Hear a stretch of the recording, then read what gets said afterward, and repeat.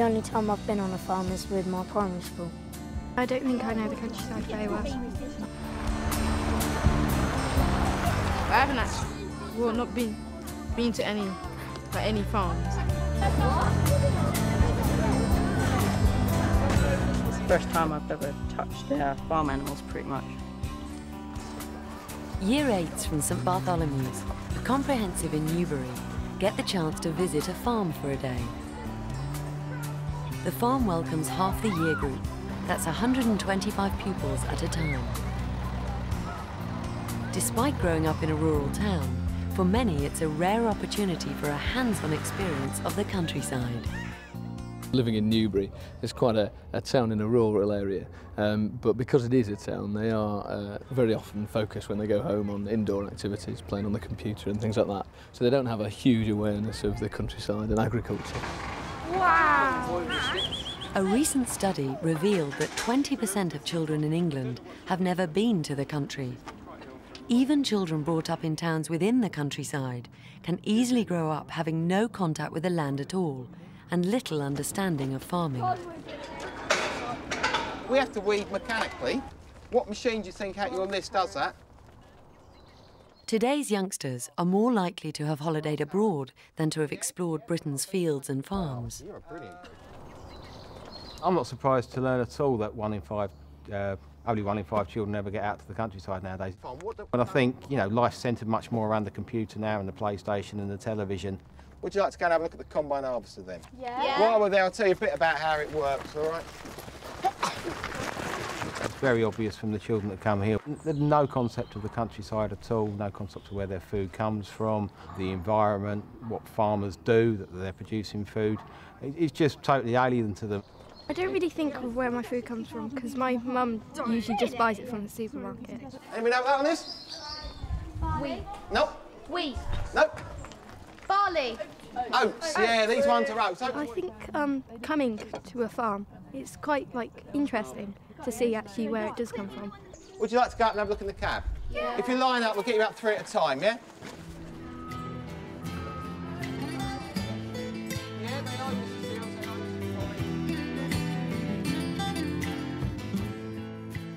Even children from rural towns and villages don't have an understanding, really, of what goes on in the countryside. They pass through it, but they don't see the process going on. And so it's vital that those children get an understanding that the cows in the field are being milked twice a day and produce milk, or that the sheep are producing lambs. And so the whole process is not just confined to those in the city who sometimes won't have seen anything, but is across all types of children. Before we had combine harvesters, you'd have to get out there, you'd have to cut it all by hand, okay? If you look at them pictures over there, you can see people doing that. And if you look at the end of those, third picture down on the left, black and white one, if you go out and have a look, you'll see there's some small people, their children, they're bringing in the harvest. That's why you got 6 weeks holiday. It wasn't a holiday, it was child labour. Do you know that then? To be honest, you wouldn't get paid, no, because you'd be living out in the country, you'd be living on a farm, you were bringing in your food, so the last thing you expect is to be paid for it, yeah? Rushall Farm in Berkshire is an organic farm and is well set up for hosting school visits. This farm in particular is quite a good place to visit because we have a large educational team. We've been doing it for 20-something years, so it's very much part of the ethos of what we do. But in addition, it's an organic farm, and organic farms by their nature have to be mixed farms. They have to have livestock because the livestock provide the manure for the crops, and the crops feed the animals, and it's a whole cycle the entire time. Feels like a brush. It does actually. It's like a worry brush that my dog uses. So whereas some other farms may concentrate on cereal crops or a large dairy unit, which are all great things to see, the variety isn't there. If you come here, you've got a whole package really for the day. This lady's a sheep. Okay, once a year we shear her. Why? So she doesn't get too hot. That's one of the main reasons. Well done. Why else do we shear her? For their fur. For the wool, yeah. We sell it, we make a little bit of money out of it, okay? Not a lot. Probably £1 a sheep. Does it hurt the sheep? No, it doesn't hurt them at all. They don't like it particularly because it only happens once a year, so they're not very used to it. But, you know, in terms of animal welfare, you're keeping them nice and clean, which stops things like flies laying eggs on them, and you're keeping them cool. I mean, it wouldn't be very fair to you, would it, if you had to walk around in a big overcoat all summer long? You take it off. Same with the sheep.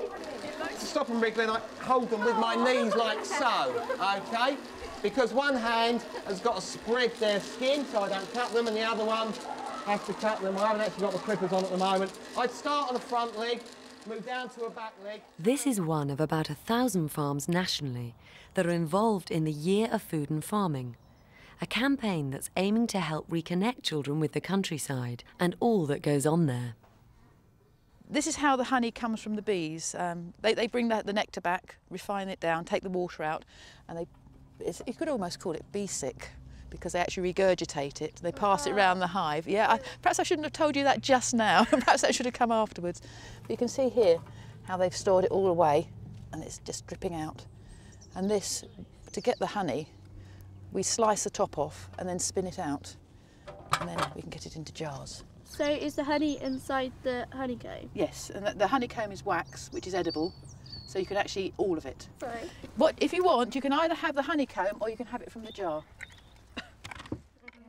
The idea of the campaign is to get young people thinking about food and the choices we make when we buy, and how that has a direct effect on the future of the countryside. Is this healthy? Yes. It's natural. I'm unprocessed.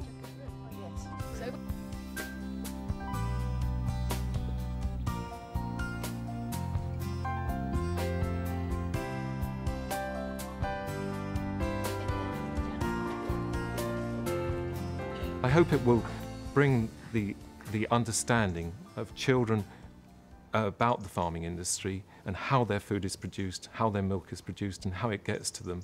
And they will be able to be more informed as they grow up in making sensible decisions about what sort of products they're going to buy and where those products come from and how healthy they are, how wholesome they are, and so on. Do you eat the stuff from this farm? Yes, when it's done? I do. I've actually got a freezer full of pig at the moment. The thing is, they have a good life while they're here. The welfare's really good. The way we look after them's really good. But they are here to become your food. I think they get a lot out of this trip because a lot of them haven't had the experience before of being on a farm and realising really where their food comes from and understanding organic farming, etc. So I think it's really worthwhile. That's beef, organic beef, Marks and Spencer's. That's lamb, organic lamb, Tesco's. At the moment we're supplying Marks and Spencer's with beef, Tesco's with lamb. But that does change year on. That calf there will become beef burgers at some point. He's going to become Marks and Spencer's beef because he's a bull calf, so we can't keep him. If it was a female, we might keep her for the breeding stock, but it's a bull calf. I don't know where it comes from. I just eat meat, and I don't know where those meat come from. It was quite shocking, really, because you think that you've gone to Tesco's, you've bought this mint, and you could have seen it alive, and it's sort of quite sad. But it's quite interesting that it's local, and that, well, it's come from a farm that you've been to. I think the way that meat is produced, it's a bit mean, but you have to eat meat because it's good for your bones and everything. So I think so long as the animals have a good life till they're slaughtered, then that's sort of okay. When I get meat again on my plate, I'll try not to think about it, just think of it as food. I just think of it as food rather than animals, really. Rushall Farm is organic, but the message to the visitors is they have to make up their own minds about what kind of food they want to eat. Carrots, both organic and non-organic, are given a taste test. It's not to say to you, you should only go out and buy organic food, because we just tried organic carrots, and most of you preferred the non-organic one, didn't you? And I have to say, I couldn't even taste the difference, so there you go. A lot of people seem to try organic vegetables, not so much other things. Okay. I eat quite a lot of organic vegetables, because normally I can tell a difference, and I think I can with the meat. What about the look of organic vegetables? Do you want them straight? Does it matter if they've got a bend in it? What if they're a bit airy? Covered in dirt? Maybe. Yeah, maybe. Okay. Who'd actually be more attracted to it if it was covered in dirt? No. Why? Looks natural.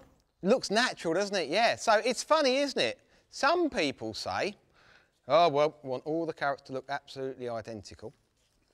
And that's what the supermarkets say everybody wants. You like the idea, if it's a bit dirty and grubby, gives you the idea it's more natural, doesn't it? So that can work both ways, can't it? This is my third visit on this trip, my third year, and we'll definitely run it again next year and in the future, because it's very valuable for the children to develop their understanding and their knowledge about farming, about organic food, and about where their food comes from, I suppose, in general, really. What's the problem with organic food, guys? Big problem. More expensive. It's more expensive, isn't it? Now, it all depends on what you get. I haven't got any milk here today, but organic milk actually isn't much more expensive than ordinary stuff now. And it seems, like I say, that it's good for you guys, for your sort of growing minds. It helps you make connections in the brain. So that's one good one. The pupils are encouraged to consider why there's a growing market for organic food and the reasons why consumers are charged more for organic products. What comes out the combine, obviously, is this stuff. This is actually wheat, yeah? Okay. Now, for a set area, maybe an acre, that's what you'd get if it was non-organic. That's what you'd get if it was organic. You don't get as much for a given area, and that just basically makes it more expensive. We get maybe a half, 2/3 of the amount, 60%, something like that.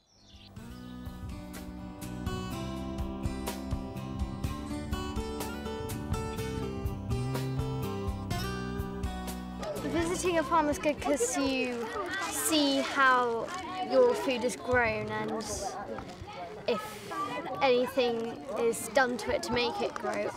It's made me think about it more. I don't usually think about where my food comes from. I think a hands-on trip like this, who can forget it really? They've been doing all sorts today. They've been obviously touching the animals, the sheep and the chickens. Some of them have tasted organic food before, but some hadn't. So to them, I think it was quite a new experience really, tasting the carrots and deciding which one was organic, which was non-organic. It'll be very memorable for them and they'll remember it definitely. And obviously photographs that we've taken as well will help as well. Oh my God. I like going in the sheep field and herding the sheep. I've learnt that the sheep were bred here and then taken away to slaughter. I like stroking the animals and feeding them. I like learning about the combine harvester and the seasons. I've learned that like organic food, they don't use like chemicals on the fields and stuff, and they give their animals more space.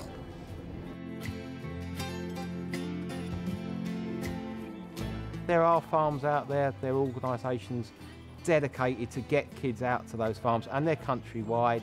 The organic ones are on the Soil Association website. Access to Farms is another website which will tell you about farms in your area that you can go and visit. And farmers aren't these scary creatures people think. You can phone them up and say, can I bring a group of school children?